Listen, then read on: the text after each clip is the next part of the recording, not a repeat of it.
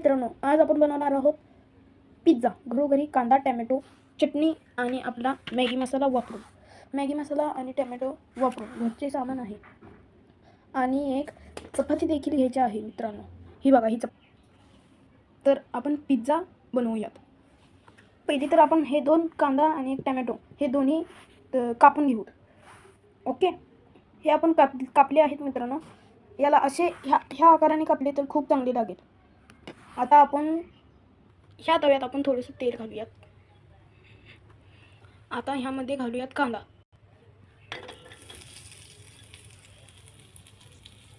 हा मस्त सोनेरी कलर येऊन भाजायचा आहे आपण ह्याला.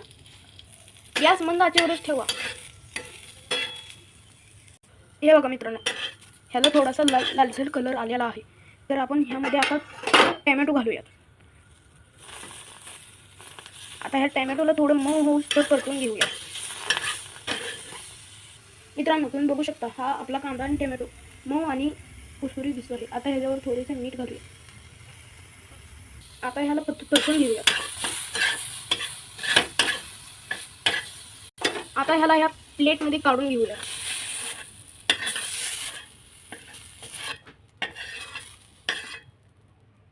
हे बघू शकता तुम्ही, आपण कांदा आणि टॅमॅटो मस्तपैकी भाजून घेतला आहे.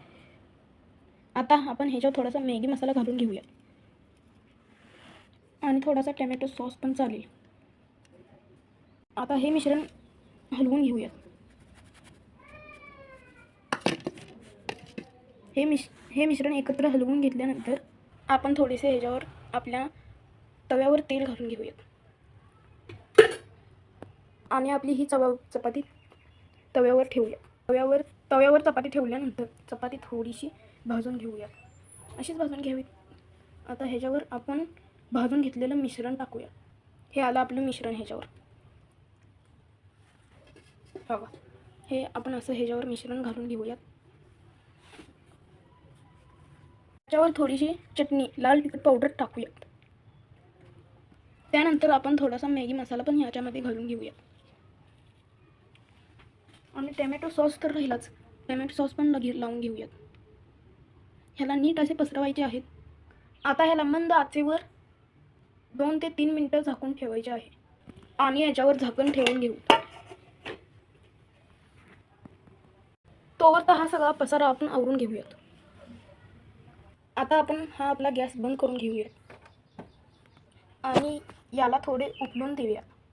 1 मिनिटासाठी याला असेच ठेवूया. आता आपण बघूया आपला चटपट पिझ्झा झाला आहे की नाही.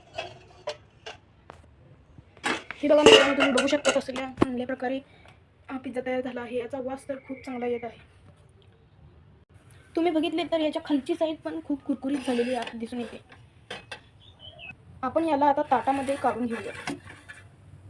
हा बघा मित्रांनो, आपण घरच्या घरी पटापट असा पिझ्झा बनवून घेतला आहे. आता ह्याच्यावर थोडासा मॅगी मसाला घालून घेऊयात आणि टॅमॅटो केचप सुद्धा घातली तरी चालेल.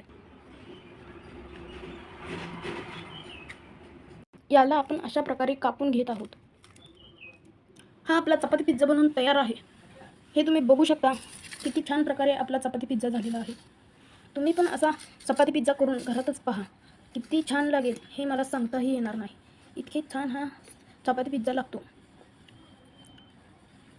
असा पिझ्झा तुम्ही पण घरात करून पहा. कमेंटमध्ये सांगा चपाती पिझ्झा कसा वाटला आणि लाईक करा. थँक्यू.